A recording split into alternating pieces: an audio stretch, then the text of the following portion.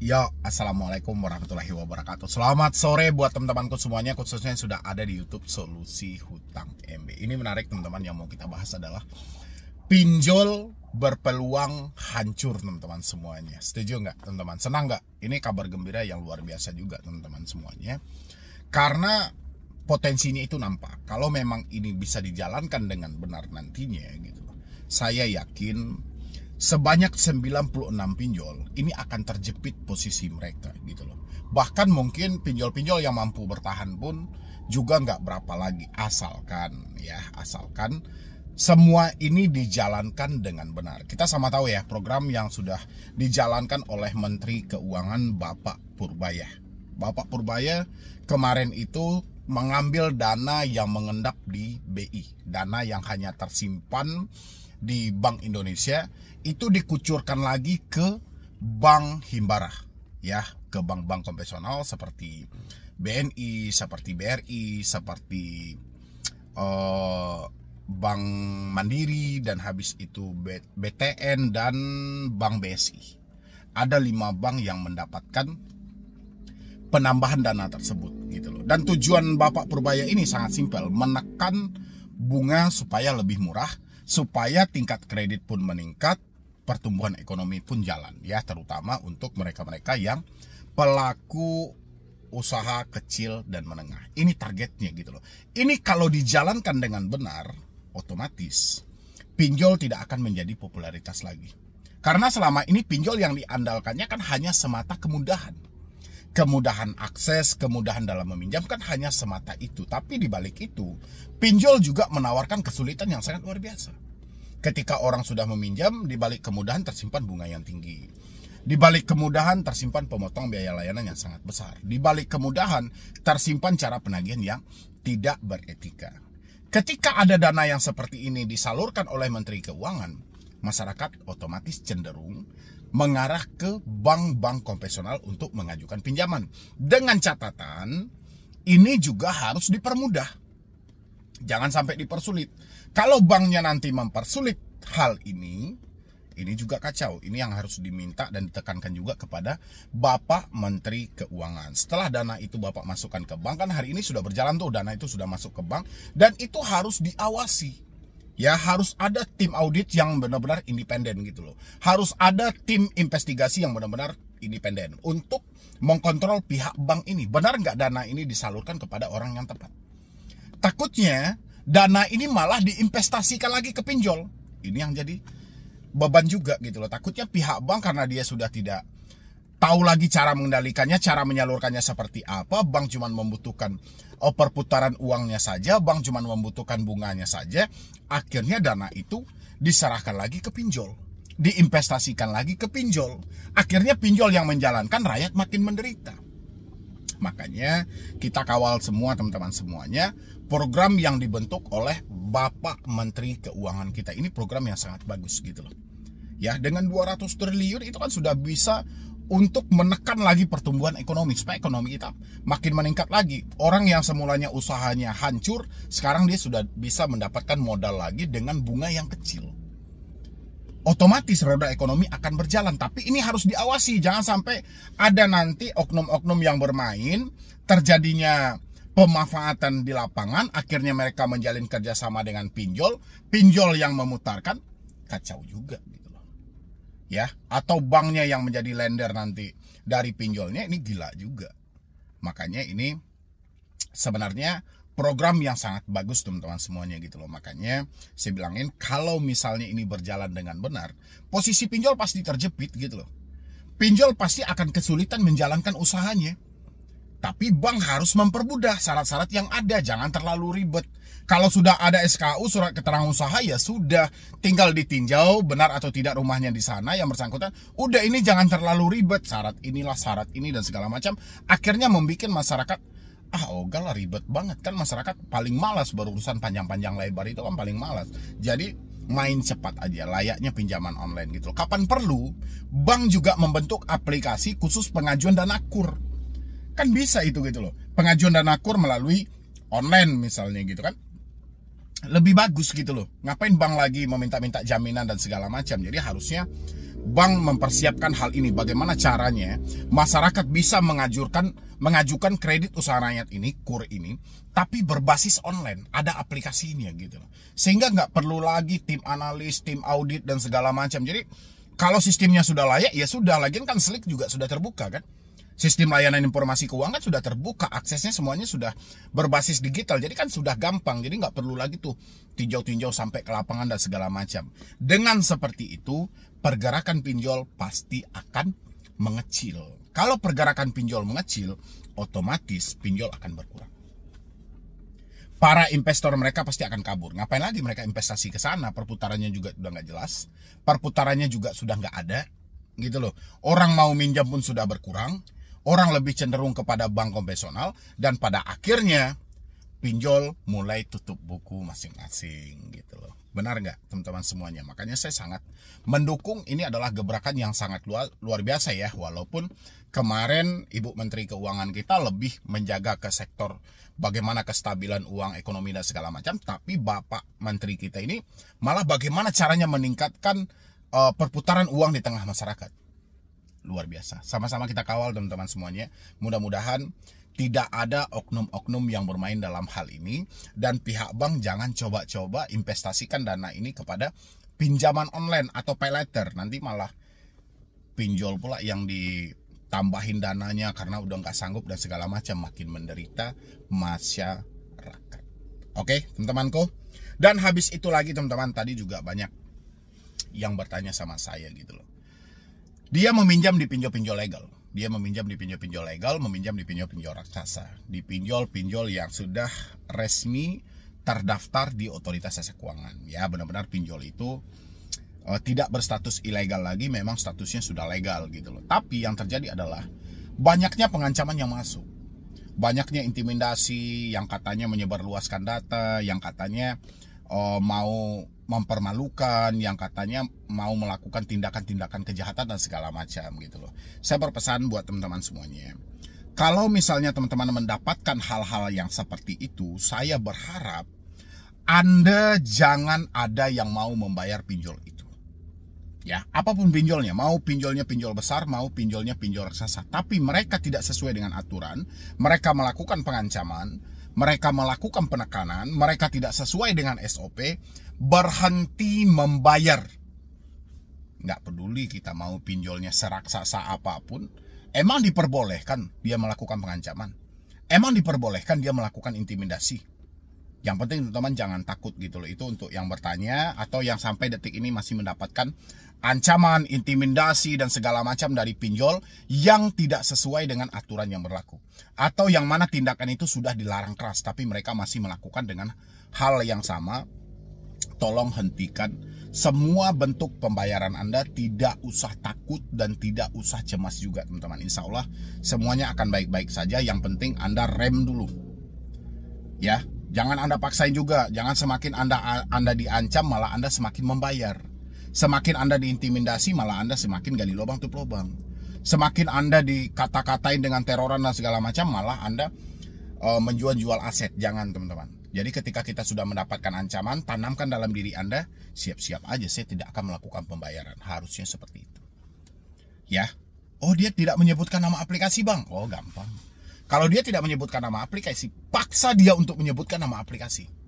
Ya, fokusnya pembicaraanmu kalau menjawab chat DC itu yang tidak menyebutkan nama aplikasi, fokusmu adalah bagaimana dia menyebutkan nama aplikasi. Desak terus dia sampai dia menyebutkan nama aplikasi. Kalau dia tidak mau juga menyebutkan nama aplikasi, ya sudah, berarti mereka yang ketakutan.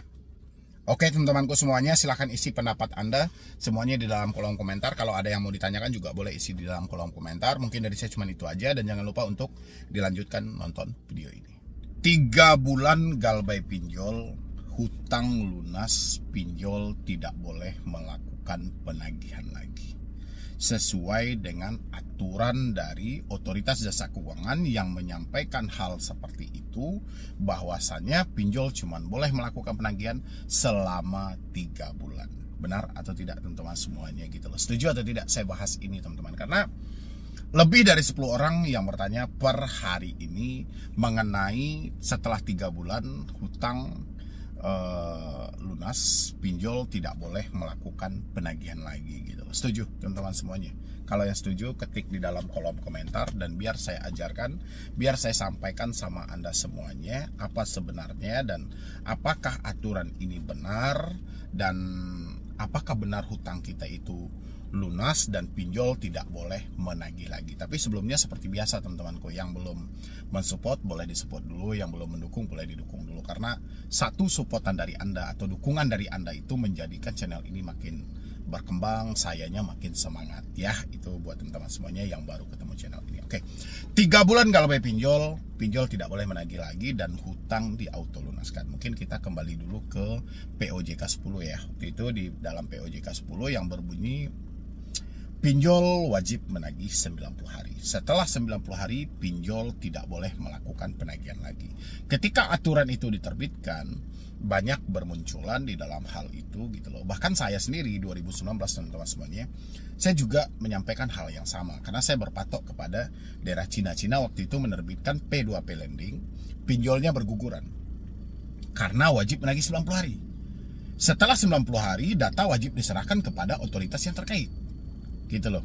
Apakah itu nanti mau ditindaklanjuti dan segala macam. Tapi kebalikannya, di Indonesia tidak. Indonesia membuat P2P lending ya, tapi pinjolnya malah subur walaupun ada aturan wajib menagih 90 hari. Ternyata teman-teman semuanya, wajib menagih 90 hari itu hanya berlaku untuk internal pinjol. Pinjol tidak boleh melakukan penagihan lagi setelah 90 hari. Itu memang benar. Jadi nggak ada lagi ceritanya deskolnya menagih, ini segala macam menagih. Tapi fakta yang terjadi di lapangan seperti apa? Tetap aja ada deskol segala macam yang melakukan penagihan gitu loh. Debt collector juga melakukan penagihan secara internal. Tetap aja ada gitu loh. Padahal ya, mereka dihentikan untuk melakukan penagihan, tapi masih ada 2 opsi yang tersimpan. Ditambah aturan itu ada kelanjutannya teman-teman.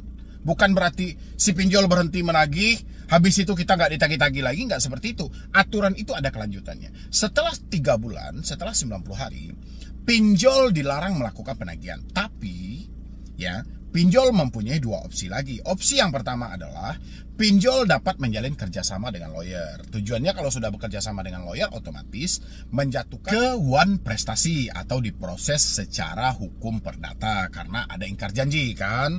Setelah 3 bulan kita juga tidak melakukan pelunasan. Jadi janji di awal itu dikatakan one prestasi. Berarti Anda akan digugat secara perdata. Itu diperbolehkan sama OJK. Jadi silahkan menjalin kerjasama dengan lawyer, dengan penasihat hukum. Lagian pinjol itu sudah mempunyai legal corporate dia masing-masing kan, sudah ada kan di setiap PT itu kan, mereka itu sudah perusahaan yang besar juga gitu loh ya kan. Jadi mereka pasti dong mempunyai penasihatnya masing-masing. Oke, itu opsi yang pertama. Opsi yang kedua adalah OJK juga menyampaikan kalau misalnya setelah 90 hari pinjolnya jangan melakukan penagihan lagi, tapi ya dia masih bisa juga menjalin kerjasama dengan pihak ketiga. Itulah yang disebut dengan field collection, yang biasanya pihak-pihak lapangan, pihak-pihak eksternal yang menjalin kerjasama dengan si pinjol. Tapi terlepas dari itu, si pinjol yang menjalin kerjasama dengan pihak ketiga itu juga harus melalui prosedur yang disampaikan OJK. Ya, tidak bisa aja dia asal tunjuk, kau jadi eksternal, kau jadi pihak ketiga kami, kau PT jadi pihak ketiga kami. Kalau mereka tidak ada legalnya juga di OJK, tidak berizin juga di OJK, itu tidak diperbolehkan. Makanya PT-PT yang merekrut debt collector khusus FC tadi, khusus pihak ketiga tadi, khusus untuk eksternal tadi, itu harus memenuhi syarat dari OJK dulu. Ya, harus ada uji-uji segala macamnya, itu harus melalui tahap-tahap seleksi yang ada. Apakah dia sudah diizinkan, apakah dia sudah legal. Tapi kebanyakan, sebagian dari pinjol mengambil jalur yang paling murah, mengambil jalur yang paling simpel. Jadi kebanyakan mereka menjalin kerjasama dengan pihak ketiga, tapi terkadang pihak ketiganya ini tidak berizin. Jadi aliasnya pihak ketiganya itu masih banyak yang bodong, walaupun mereka ada juga yang resminya gitu loh. Karena permintaan OJK sesuai dengan aturan yang berlaku juga, penyelenggara pinjol yang menjalin kerjasama dengan pihak ketiga itu harus dilengkapi. Misalnya itu diperintahkan untuk turun ke lapangan, harus menunjukkan IDKAR, menunjukkan identitas yang jelas kepada si nasabah yang mengalami macet. Yang kedua adalah dia harus mempunyai surat kuasa. dan harus menjelaskan surat kuasa bahwasannya mereka mendapatkan kuasa dari perusahaan ini untuk melakukan penagihan atas nama ini. Dan mereka harus tunjukkan gitu loh. Yang terakhir adalah mereka harus mempunyai sertifikat profesi di bidang penagihan yang dikeluarkan oleh lembaga-lembaga resmi. Jadi 3 hal ini adalah syarat wajib ketika ada FC yang datang ke rumah kita. Tapi kebanyakan dari DC pinjol tidak mengantongi hal ini. Makanya ketika si debitur bertanya, sering terjadi perdebatan dalam hal yang seperti ini gitu loh. Makanya wajib menagih 90 hari itu sebenarnya teman-teman, itu memang sudah aturan lama gitu loh. Aturan lama sejak 2019 atau 2020 lalu. Aturan itu dibentuk oleh OJK. Ya, tapi sayangnya sampai sekarang hal itu masih dipakai. Tapi ya, debt collector atau bill collection tadi yang menjalin kerjasama tadi itu masih jauh dari kata memenuhi syarat yang pada akhirnya terjadi bentrok di lapangan dan segala macam. Ya, jadi kalau teman-teman beranggapan setelah 90 hari pinjol tidak boleh menagih, itu memang benar, tapi penagihan dilanjutkan ke pihak ketiga. Kalau teman-teman berpikir misalnya setelah 3 bulan hutang kita lunas bang, dan hutang itu kan di-cover oleh asuransi. Oke. Setelah 3 bulan hutang Anda itu tidak lunas dan tidak hangus teman-teman. Hutang itu tetap juga Anda bayar. Apakah itu Anda akan dibebankan dengan denda nantinya?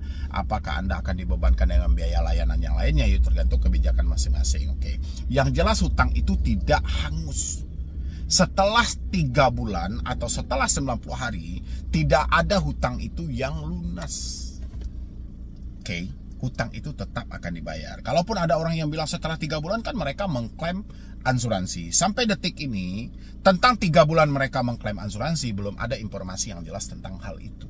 Bahkan penggunaan asuransi sendiri oleh pinjaman online sampai detik ini kita masih samar-samar. Kita tidak dijelaskan secara detail, secara spesifik seperti apa sih klaiman asuransi ini.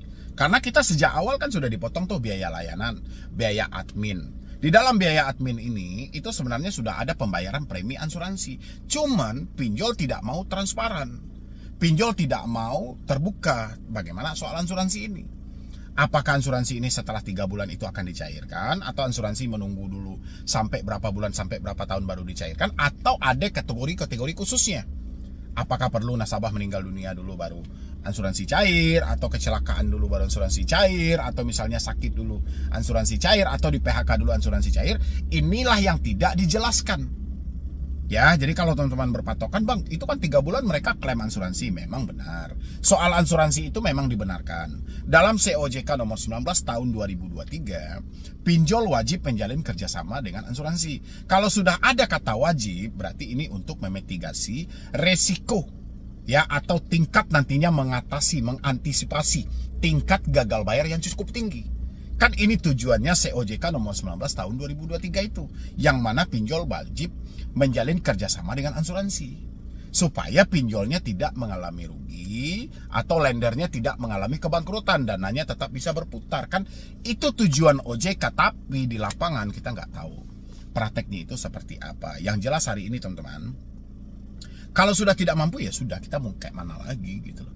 Ya kalau Anda misalnya, bang, saya sudah gak lebih 3 bulan bang, tapi tetap aja saya ditagih bang. Katanya hutang lunas, katanya dia tidak boleh menagih lagi. Ya karena kamu membacanya tidak detail, kamu memahaminya tidak detail. Jadi yang tidak boleh menagih itu pinjolnya, tapi pihak ketiganya masih boleh. Bahkan kalau pinjol mau, masih bisa memprosesmu ke jalur hukum. Kalau dibilangin hutangmu lunas dibayar asuransi, mungkin kamu bisa datang ke kantor OJK terdekat untuk menanyakan perihal asuransi dari pinjol ini seperti apa sih sebenarnya gitu. Biar tidak menimbulkan penasaran atau biar tidak menimbulkan seuzon dalam diri kita. Jadi kita pengen tanya juga nih kejelasannya tentang asuransi ini seperti apa. Karena saya tahu saya pinjam sekian dipotong biaya sekian. Ya, katanya di dalam pemotongan biaya ini ada pembayaran asuransi. Sebenarnya asuransi ini digunakan ketika kondisi atau keadaan kita yang seperti apa sih? Coba tanyain ke OJK biar lebih detail, biar lebih jelas. Karena OJK tidak menjelaskan kapan waktunya asuransi itu bisa dicairkan. Apakah ketika nasabah tidak bekerja, apakah ketika nasabah sakit, atau ketika nasabah meninggal dunia. Ya, mungkin dari saya cuma itu aja buat teman-teman semuanya. Jadi Anda yang berharap banget setelah 3 bulan hutang lunas tidak ditagih lagi dan segala macam, rasa saya urungkan aja niat itu. Kalau memang setelah 3 bulan duit Anda tidak ada juga, yaudah persetan aja. Siapa yang bisa memaksa kita untuk terus membayar kalau posisinya duit kita nggak ada? Ya, walaupun Anda bilang, Desi datang bang memaksa-maksa untuk kita tetap bayar. Dia mau paksa kayak apa? Duit itu nggak ada sama kita. Dia mau ambil pun di kantong kita, duit itu nggak ada. Ya, jadi alasan pemaksaan itu nggak ada teman-teman. Lebih baik sekarang ini kamu tetap berjuang, kamu fokus bekerja, kamu fokus berusaha. Insya Allah mudah-mudahan keadaanmu semakin membaik dan kamu bisa mengatasi semua ini. Amin ya rabbal alamin. Mungkin dari saya cuma itu aja buat teman-teman semuanya. Terima kasih banyak. Saya akhiri. Wassalam.